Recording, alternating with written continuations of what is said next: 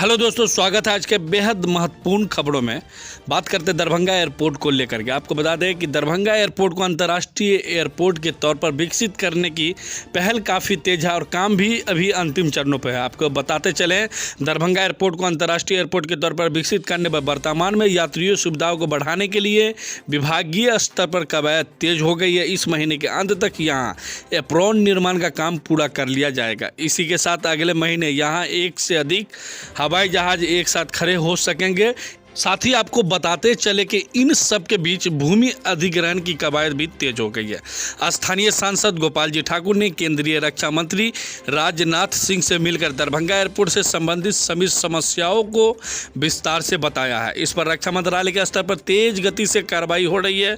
बताते हैं कि दरभंगा एयरपोर्ट के जमीन अधिग्रहण को लेकर हो रही कठिनाइयों को सभी स्तरों पर जल्द दूर किया जाएगा। आपको बताते चले, विकास को चाहिए विशेष प्लानिंग। दरभंगा एयरपोर्ट के लिए विशेष प्लानिंग की आवश्यकता पर बल दिया गया है ताकि इसे अंतर्राष्ट्रीय एयरपोर्ट के रूप में विकसित किया जा सके। सांसद गोपाल जी ठाकुर इस बात बताते हुए इसके लिए एयरपोर्ट अथॉरिटी ऑफ इंडिया की स्पेशल और टेक्निकल टीमों पर द्वारा पुनः एयरपोर्टों का निरीक्षण किया जाना चाहिए और आवश्यक है। उड़ान योजना अंतर्गत देश में कई एयरपोर्ट बने हैं, लेकिन मिथिला की हृदय स्थली दरभंगा एयरपोर्ट से देश में उड़ान योजना के तहत देश बने सभी एयरपोर्ट से अधिक यात्री सफ़र कर रहे हैं। देश की कुल यात्री संख्या के 30% लोग दरभंगा एयरपोर्ट से हवाई सेवा का लाभ लिया है। साथ ही आपको बताते चले कि नीलगाय को हटाने की प्रक्रिया शुरू है। स्थानीय एयरपोर्ट का कायम समस्या को दूर करने के लिए गुरुवार को सांसद ने परिसर में स्थानीय अधिकारियों के साथ बैठक की। इस दौरान नीलगाय सहित अन्य जंगली पशुओं को वहां से अविलंब हटाने तथा सुरक्षा के दृष्टिकोण से NH के बगल के बाउंड्री वाले को ऊंचा किया जाए, इस पर भी उन्होंने चर्चा की। मौके पर अधिकारियों ने बताया कि 31 जनवरी तक एप्रॉन का काम पूरा हो जाएगा। इसके बाद 2 हवाई जहाज एक साथ एयरपोर्ट पर खड़े किए जा सकेंगे। साथ ही बता दें कि रनवे पर रोशनी का इंतजाम करने की भी कवायद तेज है।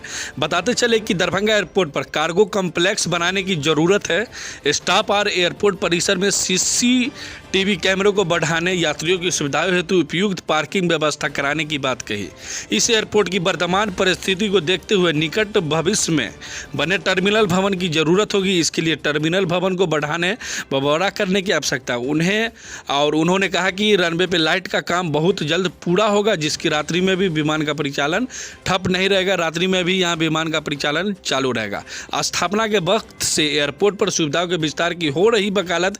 याद रहे कि 8 नवंबर 2020 को दरभंगा एयरपोर्ट से पहली फ्लाइट के उड़ने के साथ एयरपोर्ट पर विकसित और यहाँ विकास करने की दिशा में लगातार केंद्र और राज्य सरकार के स्तर पर पहल हो रही है। आरंभ स्पाइसजेट की सेवा आरंभ हुई। अब शीघ्र इस एयर स्टेशन से इंडिगो समेत अन्य विमान कंपनी की सेवा शुरू हो सकती है। इसकी तैयारी विभिन्न स्तरों पर चल रही है। दोस्तों, क्या आप भी चाहते हैं कि दरभंगा एयरपोर्ट एक अंतर्राष्ट्रीय एयरपोर्ट के रूप में विकसित हो? कमेंट में जस्ट लिखे। साथ ही नए हैं तो इस चैनल को सब्सक्राइब कर